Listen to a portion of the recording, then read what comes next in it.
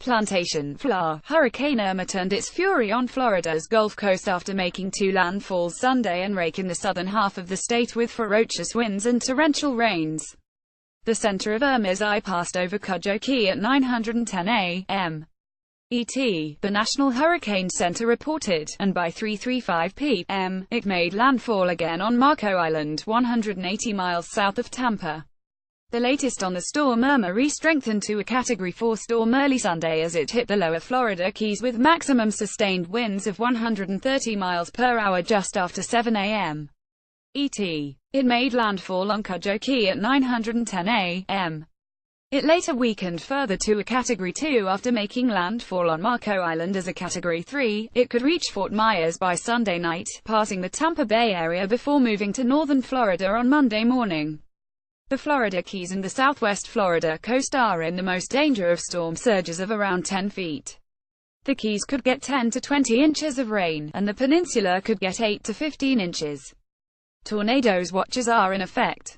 Irma weakened somewhat to a Category 2 strength Sunday afternoon as it closed in on the city of Naples at 5 p.m., but with maximum winds of 110 miles per hour, it was expected to remain a powerful hurricane while it moves near or along the west coast of Florida, the NHC warned.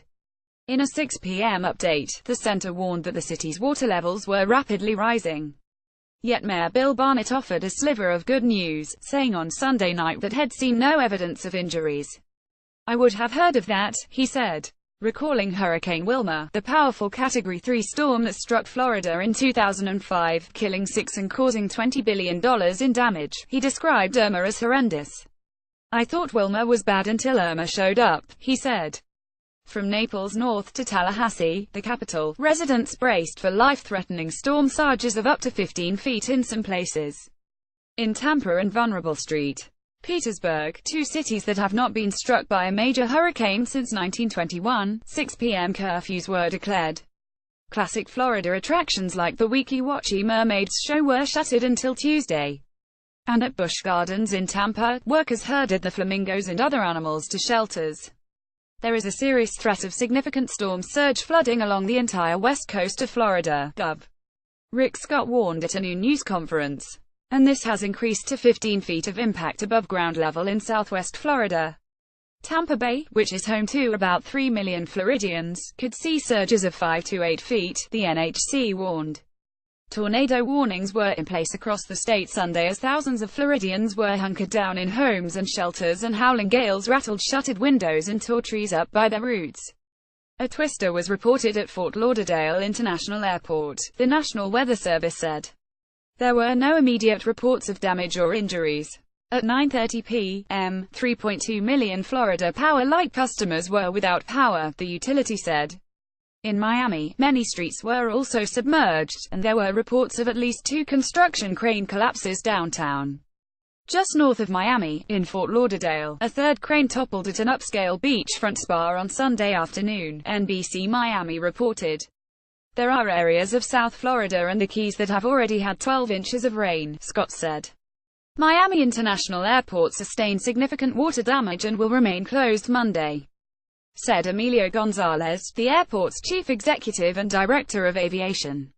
Photos. Hurricane Irma faces off with Florida in Orlando. Mayor Teresa Jacobs announced a county-wide curfew starting at 7 p.m. and said people who live in mobile homes should leave and seek shelter immediately. We're continuing our door-to-door outreach, using loudspeakers through mobile home parks, to make sure we're reaching everyone that we can, she said. The Blinkman family used their personal devices Sunday while sheltering in a stairwell utility closet as Hurricane Irma goes over Key West, Florida. Charles Traynor Jr. The Miami Herald via app south of Tampa, Hardy County Sheriff Arnold Lanier confirmed that one of his deputies was killed in a car crash Sunday morning. A corrections officer was also killed. The deputy, Julie Bridges, 42, who had been on the force for 13 years, had spent the night working at a shelter and was heading home when the crash occurred. She was a very fine deputy, and we are grateful for her service, Lanier told NBC News. It is a tremendous loss. Related Hurricane Irma. How to help storm victims. State Attorney General Pat Bondi said Bridges' car collided with the corrections officer's vehicle. Sen. Marco Rubio of Florida identified the dead corrections officer as Sergeant Joseph Osman. While weather was likely a factor, the deaths were not immediately blamed on Irma. Looting was also a concern.